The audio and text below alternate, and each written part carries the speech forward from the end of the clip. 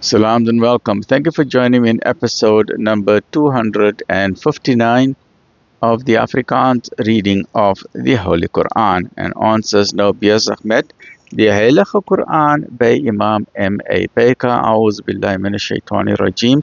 Bismillahir Rahmanir Rahim. In the name of Allah, most gracious, most merciful.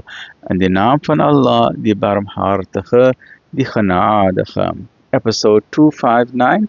Hoofstuk nummer 17, Surah Al-Isra. Afdeling 3 van hoofstuk nummer 17 sê die spreker. En julle Heer het verorden dat julle niemand buiten hom sal aanbid nie, en dat julle aanbidders sal goed doen. En indien enige een van die twee of albei 'n hoë ouderdom by julle bereik, sê dan nie vir hulle, foei nie. Don't sê, ag, oef nie. En moet hulle ook nie afjak nie. En spreek met hulle 'n welgevallige woord. En laat sak vir hulle die vleuel van ontmoet en barming. En sê, my Heer, ontferm U oor hulle, omdat hulle my opgevoed het toe ek jong was, vir my ouers. Right? You pray for your parents. Julle Heer weet wat in julle gedagte omgaan. Indien julle opreg is, dan is hy voorwaar vergewensgesind teenoor diegene wat hulself bekeer.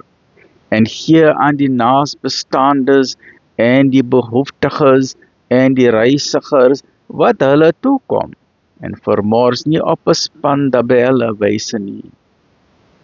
Voorwaar die verkwisters is die duiwel se broers, en die duiwel is altyd ondankbaar teenoor sy Heer. En indien U van hulle af wegdraai om die genade van U Heer te soek, waarop U hoop, spreek dan sagte woorde met hulle, en bind nie 'n hand aan U nek vas nie, en strek dit ook nie tot die uiterste nie, anders sal U in selfverwyder en gebrek gaan sit. Voorwaar, U Heer gee 'n ruim lewensonderhoud vir wie hy wil, maar hy beperk ook.